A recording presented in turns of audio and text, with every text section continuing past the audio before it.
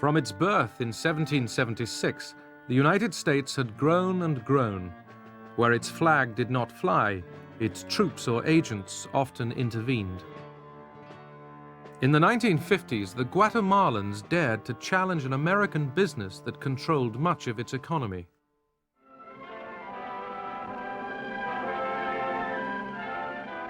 The United Fruit Company of Boston owned 500,000 acres of land, the railroad, the port, and telecommunications. But most Guatemalan peasants found it difficult to survive. In 1950, Jacobo Arbenz was voted president. He wasn't a communist, but some of his close allies were. A former military man, Arbenz sought to modernize Guatemala's backward society. Washington was alarmed. What we were faced here with the obvious intervention of a foreign power, because these homegrown parties are not really homegrown. They're being funded or advised by a foreign power, i.e. the Soviet Union. Я абсолютно убежден в том, что правительство Арбенса, The Arbenz government, which had been in power from 1950, didn't enjoy any logistical support from the Soviet Union. We didn't even have diplomatic relations. There was no Soviet mission in Guatemala. President Arbenz started a land reform program, buying up fallow land to distribute to peasants. In compensation, he offered the landowners the values they had themselves declared for taxes. United Fruit was offered just over $1 million for its land. When Arbenz declared nationalization, the company, backed by the United States, claimed $16 million. He saw that I didn't look very pleased. He said, "Aren't you happy about the news?" And I replied, "Now we're going to have to fight on two fronts. We're going to have to fight internally against the landowners and also against the United States." My counterpart, the Guatemala City Chief of Station, was sending in reports too about communist infiltration in the government. And of course he mentioned Jose Manuel Fortuny and some of the old-time Stalinist communists who were gaining favorable positions in the Arbenz regime. In this impasse, the US named John Purifoy as its new ambassador. Purifoy had had experience of communist efforts to gain power in Greece.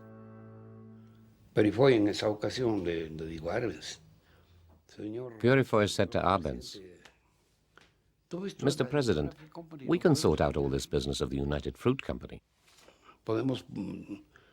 so that you can come to a satisfactory agreement with them.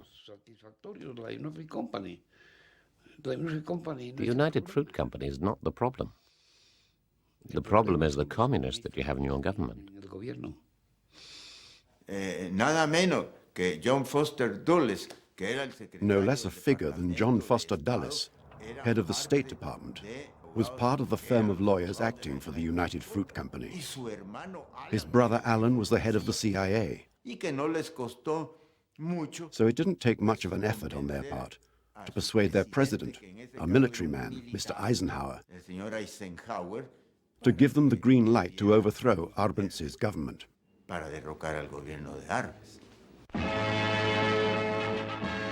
U.S. Secretary of State Dulles takes the rostrum to urge united action by the Americas to outlaw international communist intervention in the Western Hemisphere. This conference was shocked by the dastardly attack on members of the United States Congress by those who professed to be patriots. They may not themselves have been communists, but they had been subjected to the inflammatory influence of communism, which avowedly uses extreme nationalism as one of its tools.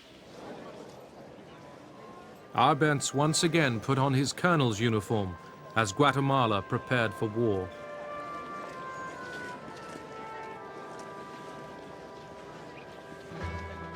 In Esquipulas, an important religious shrine in a very Catholic country, the church helped organize the opposition to Arbenz. A CIA operation, codenamed PB Success, mobilized disaffected exiles and peasants into action. What we wanted to do was have a terror campaign to terrify Arbenz particularly, terrify his troops, much as the German Stuka bombers terrified the population of Holland, Belgium, and Poland at the onset of World War II, and just rendered everybody paralyzed. The UN met in emergency session. Guatemala City was strafed from the air. Rebels invaded from Honduras. The CIA spread panic. Washington denied responsibility. The information available to the United States thus far strongly suggests that the situation does not involve aggression, but is a revolt of Guatemalans against Guatemalans. The Soviets were warned. Stay out of this hemisphere, and don't try to start your plans and your conspiracies over here. The American PB Success campaign brought the government down and drove Arbenz and his wife into exile. 9,000 of his supporters were arrested. Many were kept in jail without trial for years. They even set up anti-communist committees, where anyone could go and give the names of people who had been loyal to the revolution. These people would then be mercilessly kidnapped, killed, and so on. Among those who fled was a young Argentine doctor, Ernesto Che Guevara, who went to Mexico and there met Fidel Castro. I remember my talks with him. He was terribly indignant and embittered by these events, which had interrupted an endeavor which wasn't even radical.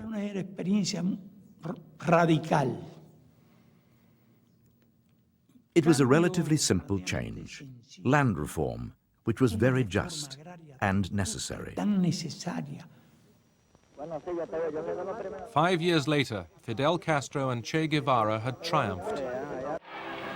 90 miles from Florida, in what the United States considered its own backyard, Castro established a regime soon to be allied with the Soviet Union.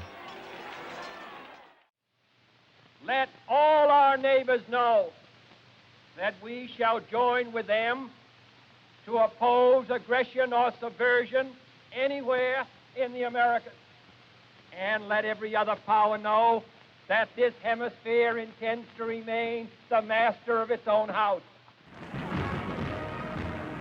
In 1961, John Fitzgerald Kennedy took over the presidency, and with it a CIA scheme to send in an army of exiles to overthrow Castro as they had earlier overthrown Arbenz in Guatemala. So I was yanked back from Montevideo, where I would have been content to spend the rest of my life, and told that what we're doing is reassembling the PB Success team, that is the Guatemala operational team, to take care of Castro. At the Bay of Pigs, Castro's forces routed the CIA-sponsored invasion. Castro was secure, and he was beloved by millions in Cuba, and so it was a different situation than Guatemala.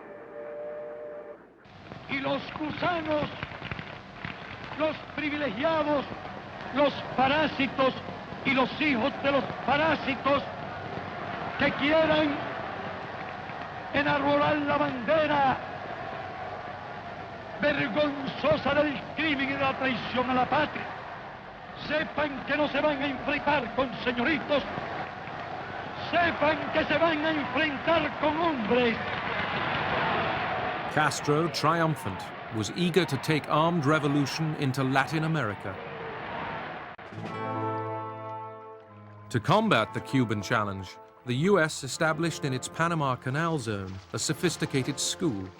Here, Counter-insurgency forces from all over the subcontinent were trained.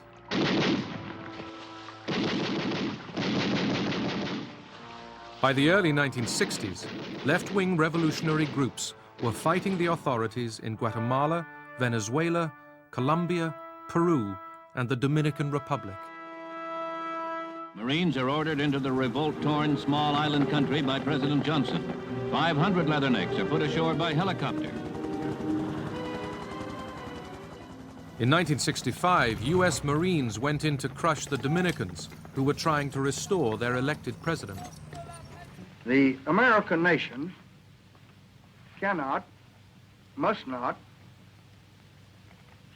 and will not permit the establishment of another communist government in the Western Hemisphere. Если Советский Союз, The Soviet Union, especially after Brezhnev came to power in 1964, adhered to the principle of peaceful coexistence and détente and the relaxation of international tension. But the Cubans had a theory which can be described as, let's have 100 Vietnams. Che Guevara was behind the call for 100 Vietnams. In 1965, he went to the Congo and later to the heart of South America to spread the cause of violent revolution. By late 1967, US instructors were training Bolivian troops in guerrilla warfare. They set a trap for Che Guevara. On more than one occasion, he said, "Our last battle is approaching. We have to prepare for it, and we must be very careful not to be taken prisoner, especially the Cubans." Che Guevara was captured alive. Hours later, he was shot dead.